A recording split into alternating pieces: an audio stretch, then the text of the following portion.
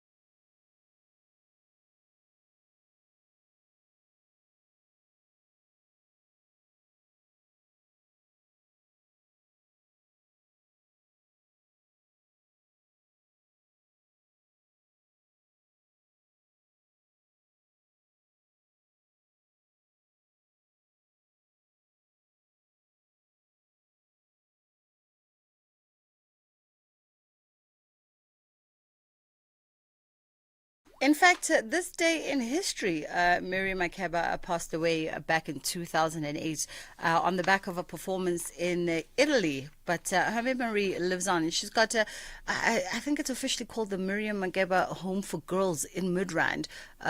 It is a property that she had bought many years ago that houses orphaned girls, and takes care of their day-to-day needs. So if you were looking, if you are a fan of Mom Miriam Makeba and you were looking for a cause to keep the memory alive, I know that they've been seeing tougher times in recent years, and they definitely wouldn't mind a little bit of help from time to time. Anyway, we've got in studio joining me now my guest Arabu Ewenyo, who is a researcher with the Southern Center for Inequality Studies at the University of Witwatersrand, and we are going to be getting an understanding of South Africa's wage gap and why companies should be reporting what CEOs and workers earn. I would figure that this is a very contentious issue. Good afternoon to you, Arabu. How are you? Good afternoon, Bridget. How are you doing? I'm fantastic. I'm going to ask you to shift your mic a bit or come to the mic for me. There we go. Because yes, okay, there we go. Let's try it again because you're so soft-spoken. Are you good? I'm good, thanks. How are you? I am fantastic. Cannot complain. All right, so we know that in South Africa, inequality is rather high, and this is obviously measured by our income and wealth. But let's start perhaps, Wuti, what was the driving force for you guys to undertake the study? So in August of this year, Minister Patel, Minister of Trade, Industry and Competition, tabled two bills before Parliament and opened them up for public submissions to come and make comment on these bills. This is the Companies Amendment Bill and the Companies Second Amendment Bill. And in response to that, these bills also were put out so that we could, and part of the proposals that were made was to have remuneration disclosures and a remuneration policy that companies would then vote on at the annual general meetings. And in response to that, we decided to undertake a study that looked at publicly available data to try and compare what CEOs are earning to the average monthly earnings that are paid to the overall workers in South Africa. All right. So did your findings shed any light for us on some of these inequalities? Because we know there's obviously huge discrepancies between what, I get paid and those on the 28th floor get paid. True. I mean, it was shocking for me because you look at some of those numbers, and even when you look at the daily wage, because we tried to look at just the base pay with bonuses, even the daily wage was much higher than what I was earning for some of these people. So it was very shocking. It is an important beginning point because, as you said, there's high inequality. And the information that's out there is sporadic. It's not all companies that are doing it. And now the bill would require that all publicly listed companies and state-owned entities have to publish this information on an annual basis and make sure that it's audited, and this information would be out there. And now for a start, we'd be able to actually compare, because what we also don't know is how much the lowest earning individuals in these organizations are earning. So we know what the CEO is earning, but we don't necessarily know. So this is a way for us to track internally what that gap looks like, and then to spread it further by looking at what the top 5% at the top and the bottom are then earning, and that's how we're comparing the remuneration gap in this instance. And then when we're tracking the top 5% and the bottom 5%, what are we hoping to sort of achieve from that data? Because obviously that gap will never be bridged in a way that those at the bottom feel as if they are getting paid their worth. True. So to begin with, it gives us a baseline. How bad is the problem? Now we'll know. And over time, we can then track whether there's been any improvements or not. But this is just one policy tool, right? Because then companies and through the trade unions and other representatives can agitate for different changes. So is it trying to reduce the bonuses that the CEOs are earning? Is it trying to compare performance in companies with performance by the economy as a whole? Is the economy growing to justify some of the wages that are paid to some of these at the top? So while there might be spread, and we'll be comparing it at the median and the mean, because the mean will have outliers. So over time, we'll just have a lot more information that we can then use to compare and track performance over time. I get you. We are in conversation today with Rabo, who's joining us in studio. Feel free to weigh in on your perspective and your thoughts. 086 000 2032 is the number you can call us on if you want to go live, or 061 410 4107. That's our WhatsApp line if you'd like to send through a message or a voice note. I wonder, do you think that, those at the top should or deserve to be getting remunerated in the manners that they do? I mean, we're talking some of the top earning CEOs in the country, with packages of 100 million plus annually, not to mention the stock shares, not to mention the performance bonuses, the golden handshakes, the medical aids, the this, the that. And in fact, I know I'm digressing a little bit, but in fact, when we look at some of those top earners, the remuneration in terms of the base salary, sometimes the bigger portion of the benefits make up the biggest portion of that salary, that take home. Correct. And that's why it's very telling that they're actually asking us to look at the base pay and all of these short-term and long-term incentives, because that's where the divergence comes in. If you just look at what someone takes home, the gap would not be that big. So it's very important that we look at both of those. Should they earn that? I think it takes us into dangerous territory, right? Obviously, it's excessive. It's gross. It doesn't look nice given the inequality that we're all confronted with in South Africa. But perhaps the question is, what sort of package can we offer the people at the very bottom to make sure that they're not the working poor, that they have access to different kinds of goods and services, that they have proper health care, but also that they can afford to actually commute to work, because we know, given the spatial inequality, that a lot of people are spending a large portion of their incomes commuting to come into the office, living and spending a lot of time, monetary and physical, and in terms of time.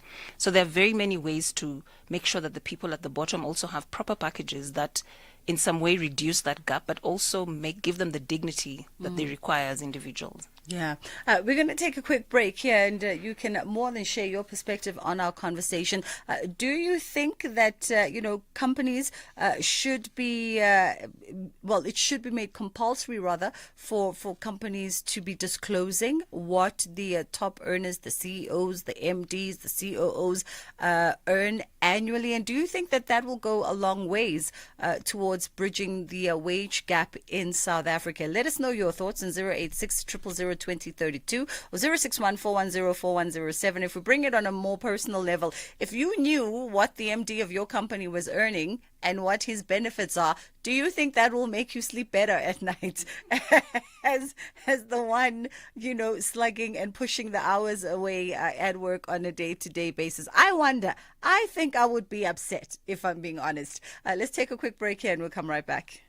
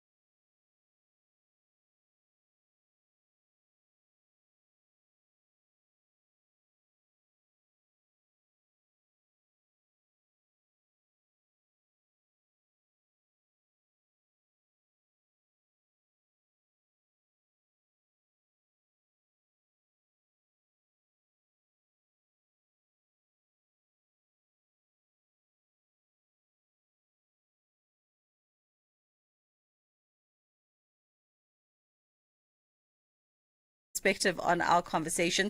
We are talking around the study that was undertaken by Arabo Awenyo, who is a researcher with the Southern Center for Inequality Studies at the University of Witwatersrand, looking into companies and whether or not companies should report what CEOs and workers are earning. And as we went into the break, I asked you, would you care to know, or do you even know, what the CEO of the company that you are a member of earns, what their annual benefits are, what their future benefits are, and how does that sit with you? How does that make you feel when you're sitting comparing salary to salary? And you were saying, Arabu, that you worked on this research with your boss, and you know what your boss earns.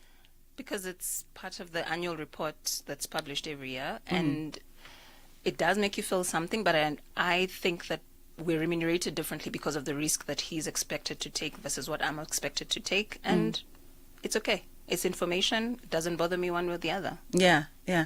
I mean, I've always advocated for, I think, disclosure of earnings, and I think particularly within the spaces that I work in when you work in creative spaces, it's held very tightly and safely to the chest. Whereas, for instance, I find, and I know we're digressing a little bit, whereas I find in more corporate environments, there is a scale measure, and so there is an understanding at this level, at this tier, this is the start base, these are the start base benefits, there's a structure. Yeah. So you can almost have an educated guess about things, and it lacks in some industries. That's true, but it also differs, for example, across genders. So you might find that there's scales, but even within the scales, women earn differently from men, and having that information, even not just at the top and the bottom, but even in between there, what's happening in between there, would be useful for you to be able to negotiate better, to be able to sell yourself a different way, because there's a kind of discrimination that seeps in that without the information from a male who's at the same level saying, listen, this is what you should negotiate on, this is what I'm taking, and this is how you can position it. This can perpetuate even at the bottom or at the middle, where we're not looking at in our study, for example. Right. Yes. And I think that's the conversation on an individual basis, on that human to human basis. Yes. But obviously on a bigger scale. So currently, help me understand this. Currently, there's no obligation for companies to disclose these sort of pay gap ratios. None whatsoever, except in the UK, where there's a gender pay gap disclosure legislation that's already in place. And you find that some of the companies in South Africa that are cross-listed in the UK are already publishing gender pay gap information and looking at differences at the different levels in compensation of salaries and bonuses and commissions and things like that. So certain countries are already pushing for this kind of legislation, but nothing as yet in South Africa. It's very ad hoc. Really? Is there a reason for that? As you said, who wants to know? I mean, the CEOs themselves don't want us to know how much they're earning. So unless it's published in the annual reports or it leaks in the media, no one's talking about it. Yeah. Okay. Now, you also mentioned that obviously when you undertook this study, it was on the back of something that's being tabled with the two bills in Parliament. What is the discussion around there? So there was various feedback on the different things. We only looked at the remuneration work, but there were other issues that looked at, access to public information and public records and all of those other things, but we didn't look specifically at that. But the bill is still going through the different committees in Parliament, and I think in the next while we'll hear on how it goes. So I know discussions are happening at the moment. Okay. Let's see. WhatsApp, what's on your mind? Hey, Bridget, I think the most painful experience is when you find that people at the same level with you are earning more than you do. Absolutely. What else is there? Indeed, I support the idea that every company needs to publish the salary of their top guys. The top 5 and the bottom 5, and we see the gap. And also, maybe the turnover of the company, so that we can see where this money is going to. I mean, how do the senior managers sleep at night when somebody who's earning little and cannot make ends meet? They have to eat, travel to work, whereas the top guys are given the allowance for traveling, and it's sad. So the reason is not for the low level to sleep better, but it's a name and shame for those top guys. It really has to happen. Like I used to say, even in the government, each time when the tender is published, we must show which company won the tender. Every time this company won, we must show how many times it won the tender, name and shame, so that the owner can change. I mean, I don't know. You laugh, Arabu. What do you make of that? I think in light of the fact that more information is useful, in 1 year it's name and shaming, in subsequent years it's information to inform the wage negotiation process. So in whatever way, I'm a firm believer that we should disclose, and it's only useful if we have more information. Absolutely. Someone wanted to ask Uguti, how is the pay gap in other countries? So I didn't necessarily look at that, but what I do know from the work on inequality that we do is in economies such as the US, where you also have such high pay for executives and very low minimum wages at the very bottom, that you might see similar things. In Brazil as well, with similar high inequality as well. In the more equal societies, if we look at the Gini coefficient, there might not be as much of a difference between the higher earning individuals and the lower ones. But also to say that in some of those countries, the social support that individuals are getting is very significant, that even the pay gaps are absorbed by the fact that you do have a social safety net that the state is providing for individuals, which happens to some extent is not the case maybe in South Africa. Yeah. Let's take a quick break here for the headline news with Anne Musa, and then we'll come back on the other side of this.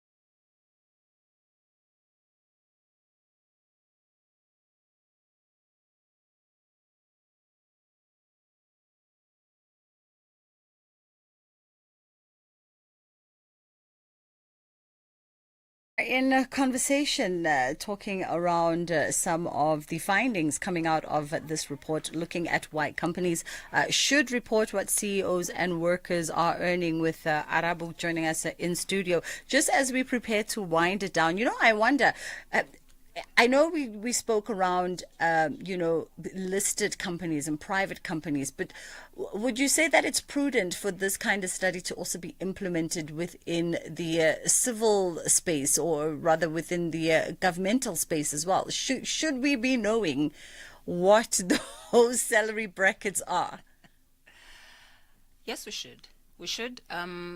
In the civil society, I think there are also private companies that are not publicly listed, that are large employers, and you do also want to look at some of the dynamics there. I think the reason that some of the smaller companies have not been is because of the cost versus the benefit, given how few, like if you're employing 4 or 5 people and you have to do this every year, it could be taxing, and you don't want to impose legislation that's again onerous. But to the extent that you have these mid-sized, mid to large companies that are employing very many people, that there's some kind of discrimination or disparity in pay, they should find a way to get them to also publish their wages and to start the discussion there as well. Guys, I mean, I remember how everybody at one point, the CEO of the Checkers Group was, I think, the highest earning CEO in the country. I think he's recently been overtaken by the CEO of the Investec Group, Fani Titi, with his 180 million. Arabu, you are shaking your head. I mean, these figures, once you start talking about 180 million, it's a number that to so many South Africans, it's difficult to comprehend what you could do, how your lives could change. I mean, we're talking about 350 rand at the SRD grant, and for people it's been life changing. So imagine that in one country and 180 million in the same country.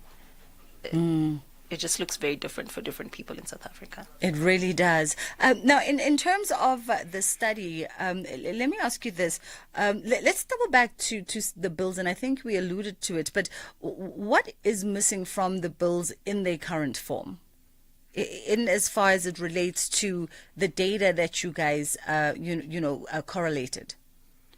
So what's missing from them, for example, is companies are not required to report on gender lines. So right now it's just top 5%, bottom 5%, regardless of who those are. But there has been no requirement on companies to then disclose what is the disparity on male and female across at the bottom, at the top, and all of that. And that's significant. There have been obviously strides in the post-democratic space where more women are participating in the labor force, but we also know that women tend to cluster at the very bottom. So they're the cleaning ladies, the catering, they're doing very low-paying types of work.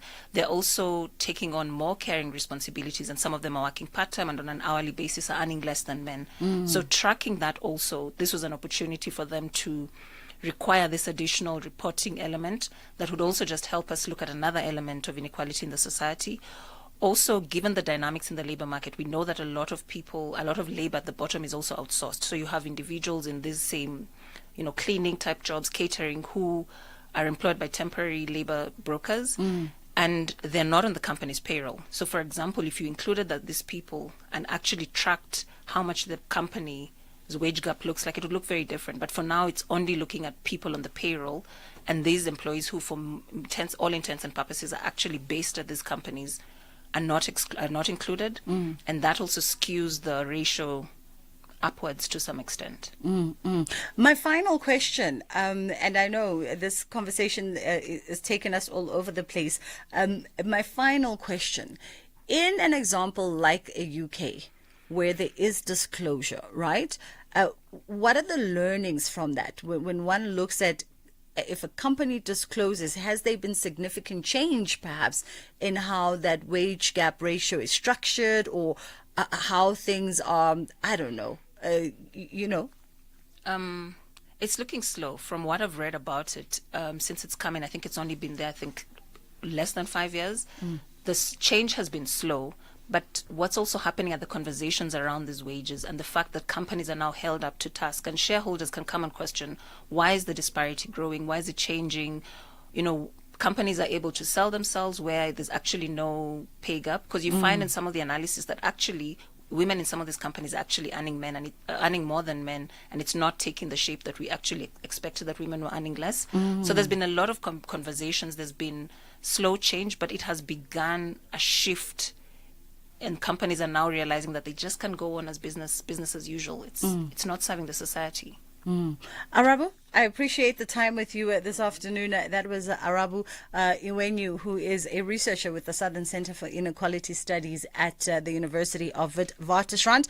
Let's take a quick break here, and then we'll come back and continue with this afternoon's conversations.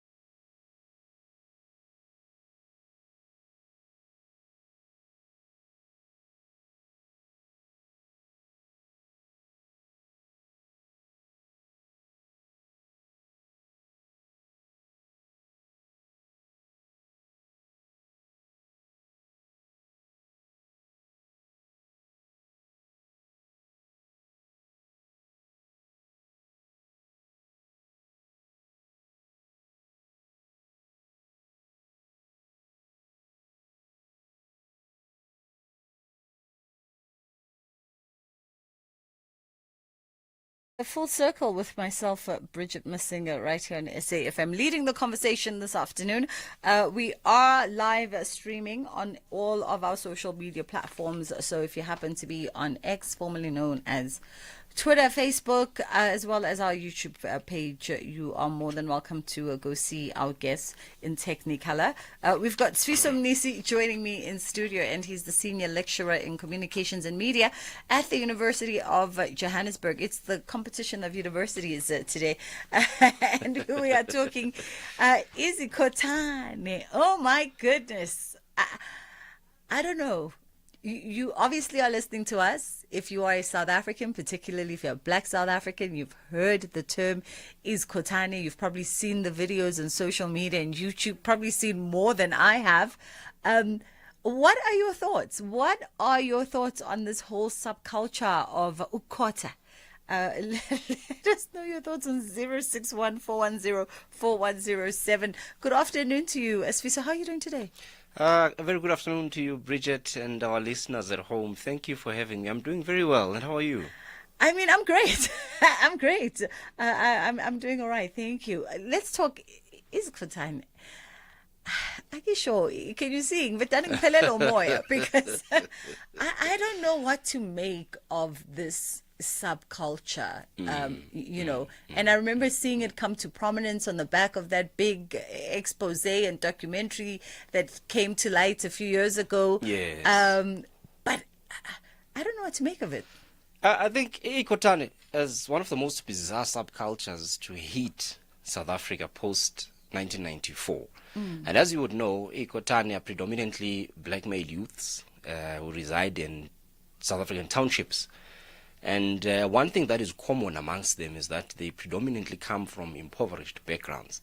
And they engage in what is known as conspicuous consumption, which is generally the act of engaging in consumption or consuming things, not because of the value, of the utility value that they bring, but mostly for the social value, how they are able to give you a certain social status. So that is what is Kotane. What makes them bizarre is that they don't just buy these expensive items or clothing or alcohol or food simply for consumption, but they use those as props for performing in front of their peers. They go to an extent of even destroying those items, all in the name of exalting their social status.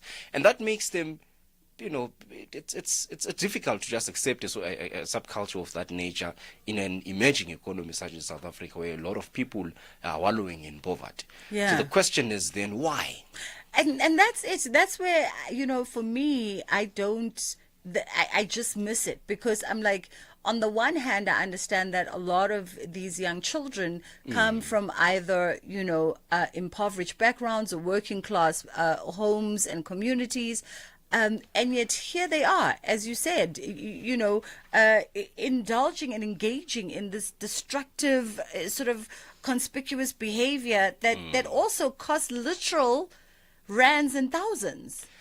What we need to remember is that the act of consumption is not just an act of randomly consuming goods and services, but this act is patterned in specific ways, influenced by a person's culture, influenced by history, right, where we come from historically as a people and as a country. So when we read Izukotane, we need to read them with that understanding. So we as a country come from a history of a people that were dehumanized. And one of the ways in which people have been dehumanized on the continent, in fact, through colonialism and apartheid in South Africa, was evident in the manner in which people were able to consume.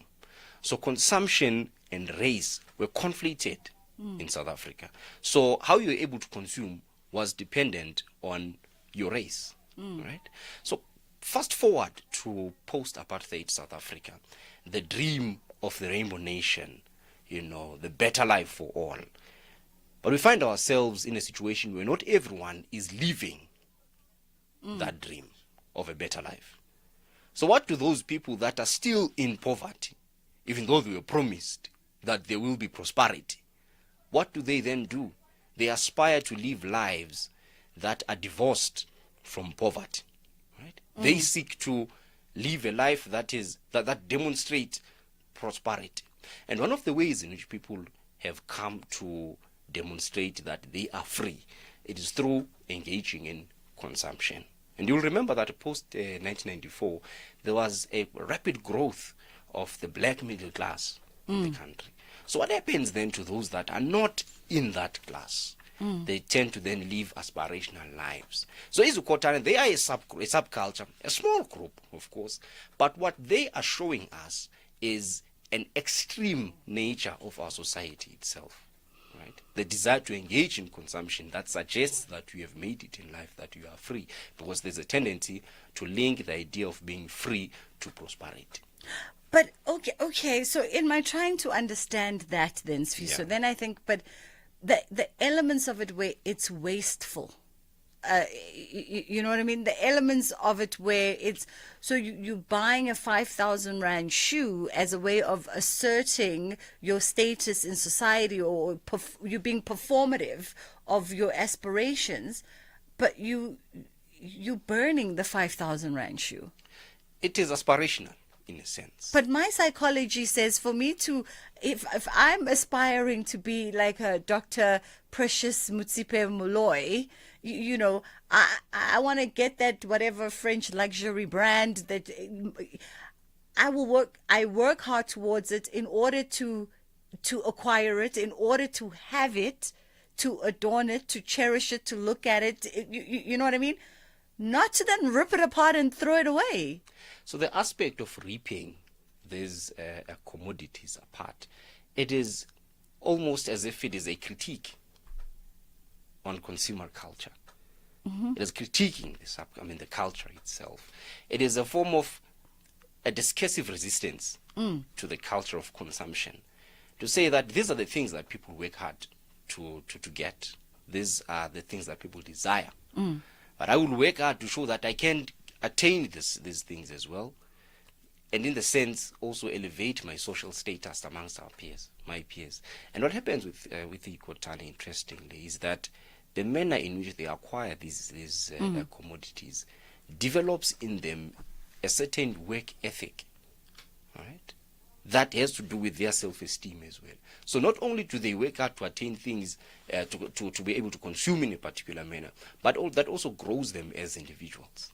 Because that same energy is then transferred into other areas in their lives, such as their desire now to attain education, to attain better jobs in future, and so on. So it's them destroying these commodities is a very, very small part of these human beings. Really? It's a very, very small aspect. Okay. If you are listening to our conversation today, I wonder what are your thoughts on the subculture of iZukhothana. Feel free to share. You've probably seen the videos. You've seen some of the documentaries. 061-410-4107. What are your thoughts on iZukhothana? Do you have iZukhothana in your house? Perhaps, I don't know, maybe your little cousin is Skota and you want to tell us a little bit. I will, maybe then, if you're saying that the positive, the aspirational, the work ethic, the focus, all of that, is resonant with them and is present in them. Perhaps then maybe what we see on social media, the narrative that is presented to us on social media, the negativity and all the rest of it, the wastefulness, the recklessness of it all. Perhaps that is not the truest representation then of what it means to be iZukhothana, and myself and many others understand it very obscurely based on that. It is a limited representation of the subculture, which is now where we come in as academics to try and understand this bizarre phenomenon, because we understand that human beings are rational actors. But I'd like to believe that they are rational actors. And when we see something that is very strange, we then come in to try and understand what it is that these people are doing, what messages are they trying to communicate. We need to understand that we come from a long history of dehumanization, where our humanness has been undermined through, atrocities and violence and so on. So one of the ways in which people are able to reclaim their sense of being human being, which is the idea of rehumanization, one of the ways in which that is done, it is done through consumption. Right? You'll remember that even before the National Party took over, when we had the Union of South Africa, people were classified according to their races, as we know. But what happened is that if you were classified as a native black person, you could petition the Minister of the Interior at the time to racially reclassify you on the basis of how you consumed. So if you were seen to be consuming in a way that is understood to be a European or white, you could then apply to be racially reclassified. So that is a long history of how consumption has been on the continent and in South Africa as well. The subculture is not only unique to South Africa, in fact, the sartorial subculture. We've got similar subcultures in Namibia.